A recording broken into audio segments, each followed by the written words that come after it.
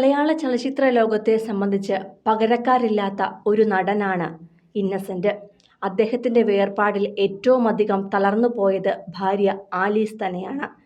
ഇരിങ്ങാലക്കുടയിലെ പാർപ്പിടം എന്ന ആ വലിയ വീട് രസച്ചിരികളാൽ സമൃദ്ധമാക്കിയ ഇന്നസെന്റ് പടിയിറങ്ങിയെങ്കിലും അദ്ദേഹത്തിന്റെ ഓർമ്മകളെല്ലാം ഇന്നും അതുപോലെ നിലനിർത്തിയിരിക്കുന്നത് അദ്ദേഹത്തിന്റെ ഭാര്യയും മകനും മരുമകളും പേരക്കുട്ടികളും തന്നെയാണ്.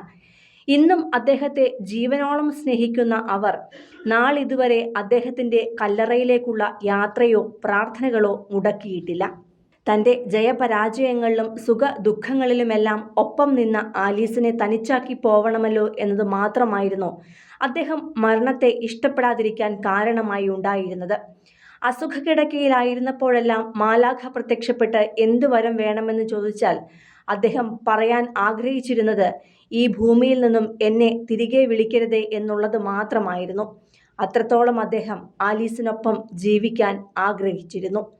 അദ്ദേഹത്തിന്റെ മരണശേഷവും ആ ഓർമ്മകളിൽ തന്നെയാണ് ആലീസിന്റെ ജീവിതം. അദ്ദേഹം പോയിട്ട് 1.5 വർഷമായെങ്കിലും 1.5 യുഗമാണത് ആലീസിനും കുടുംബത്തിനും. ശൂന്യമായി കിടക്കുന്ന ആ വീട്ടിലെ ചാരുകസേരയാണ് അദ്ദേഹത്തിന്റെ മരണം സത്യമാണെന്ന ഓർമ്മപ്പെടുത്തൽ പ്രിയപ്പെട്ടവർക്ക് എപ്പോഴും നൽകുന്നത്. അതേസമയം ആ വീടിന്റെ സ്വീകരണ മുറിയിലെ രൂപക്കൂട്ടിൽ പുണ്യാളന് പകരം ഇന്നസെന്റിന്റെ ചിരിക്കുന്ന മുഖമാണുള്ളത്.